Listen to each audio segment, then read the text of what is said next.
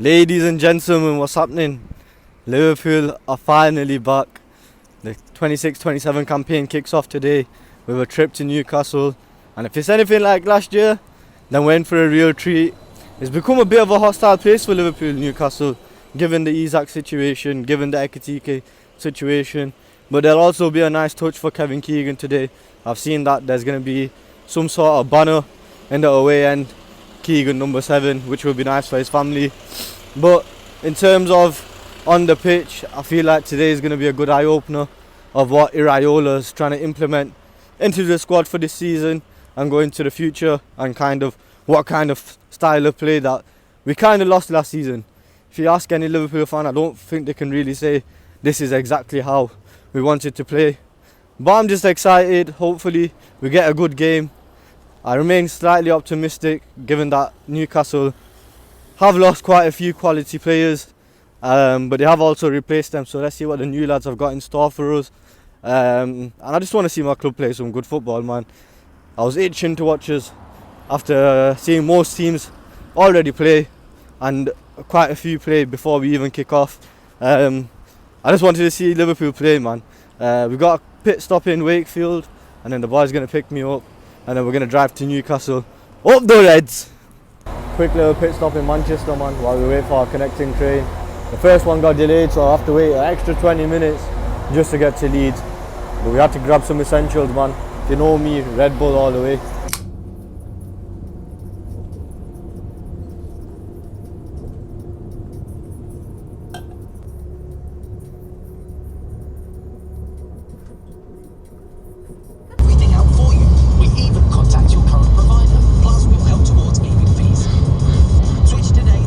Successfully arrived in Newcastle. We're just walking to the ground, getting nice and early.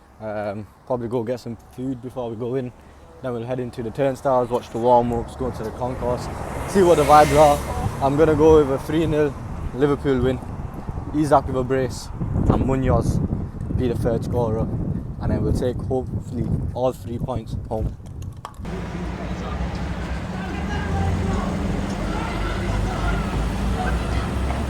Reaction to the team news: Alisson in net as we probably expected. Jeremy Jacket does get the nod over Ronald Araujo. Frimpong, Van Dijk, Kerkez, Gravenberch and Szoboszlai in the double pivot, and then Rio, Gakpo, Wirtz and Isak. Probably the lineup that we did expect. I'm surprised Federico Chiesa isn't on the bench, and looking on that bench, it doesn't look like there's anyone that can really come off that bench bar Munoz to affect the game. Hopefully a Liverpool win, man.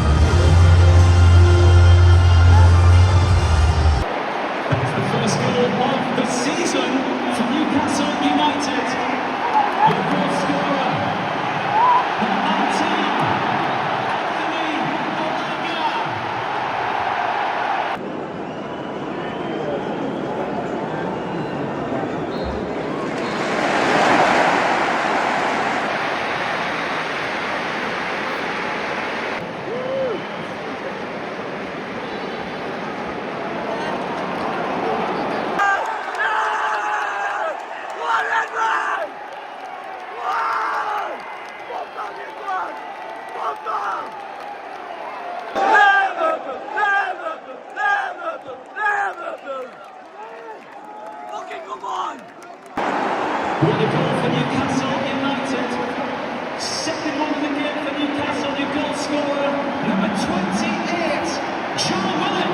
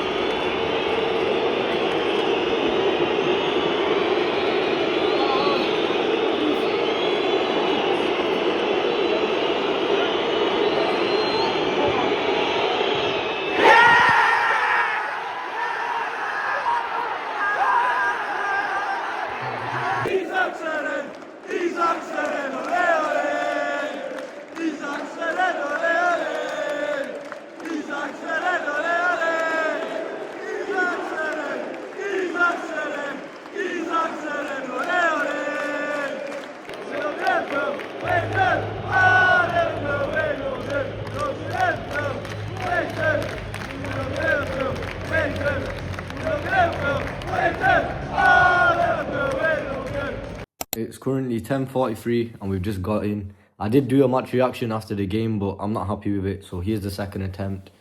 On the game, I think a draw was a fair result. I don't think either side deserved to win or lose. And I don't think either side were great, to be honest. Real lack of quality. Let's talk about the first half. Before the game even started, I said to my mate, we need to watch on the counter, Anthony Elanga. I'm 4 minutes in. What happens? Elanga scores the goal. And I feel like the goals that we conceded were easily avoidable. It was from our own mistakes. In that first half, I think I can count 3 times where Ryan Gravenberch has just made the wrong decision. And one of them was punished. The other 2, luckily, we got away with. And I feel like that was the rhythm in the first half where we had a lot of the ball, but we were doing nothing with it, or we got into the right moments and the final pass was poor. A bit like last season under Slot, I saw a lot of patterns that are the same. Now, this is not me judging Iraola. It's more on the players. Is the players the problem?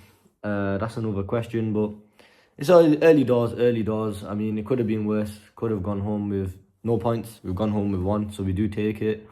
The second half, we came out with a bit more intensity, and when we attacked them, they looked vulnerable. Newcastle looked vulnerable. A great finish from Cody Gakpo, but then it's just poor to go 2 minutes later and go and concede.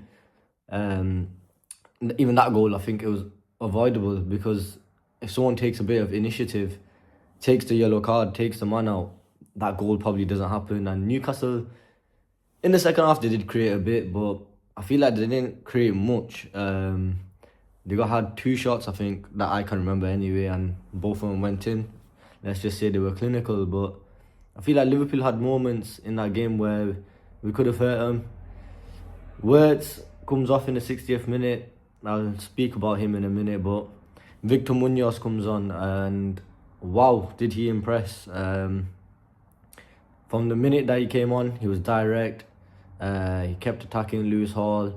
He showed his pace, a bit of trickery, and I thought he was excellent, and I think he should start against Forest next week. Rio Ngamoa doesn't look comfortable on that right hand side. You can see he's much more confident on the left. Lewis Kumas, another player that stood out for me today. I thought he was great when he came on. Again, he showed a bit of passion, a willing to press. Now, on Wirtz and Isak, obviously they're the 2 players that are going to be under the limelight. I don't think Wirtz was great, don't get me wrong. We're still yet to unlock his full potential, but I feel like part of the issue is we don't have any runners. What I saw today was that everyone kind of wanted the ball to feet. No one was showing for the ball. And a player like Florian Wirtz strives when he's got people running in behind or making runs so that he can play that pass. Now, it's a long season, it's the start, so I'm not going to get too carried away. I'm seeing a lot of stuff about maybe Iraola doesn't like him. That's why he's taking him off in the 60th minute. I don't think it's got anything to do with that. And on Isak, again, I thought he was quiet. I feel like the occasion did get to him. It was evident. Thought he had a couple of good touches where he dropped his shoulder, a bit of link-up play, but I think that's all he did at most. And a lot of people wanted him to take that penalty at the end. I would have loved for Alexander Isak to take that penalty at the end. I would have done anything for him to have a goal today, but I feel like the occasion already got to him, and I wouldn't be able to handle it. The nerves would have been crazy. And when you've got a great penalty taker like Dominic Szoboszlai, it's hard to say no to him. So we go on to Forest next week. Hopefully we can get the first 3 points on the board. I will do a pre-match build-up for that. What lineup I'll do, my predictions. But Liverpool needs signings. It was evident today. I know Iraola's kind of come out to say that a 6 is not really needed, but I think we've not replaced Fabinho. We all know that.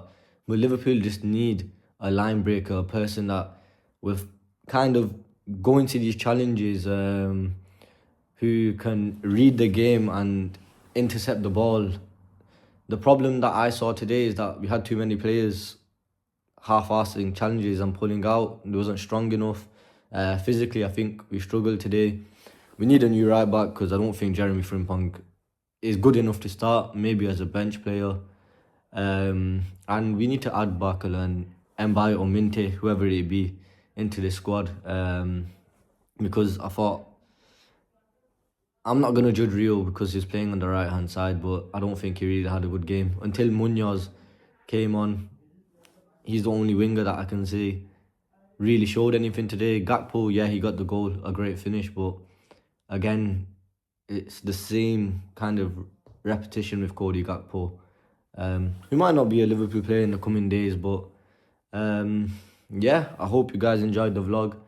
Any feedback, any suggestions are much appreciated. I know it's my first one, but we're only going to get bigger and better. See you later, people.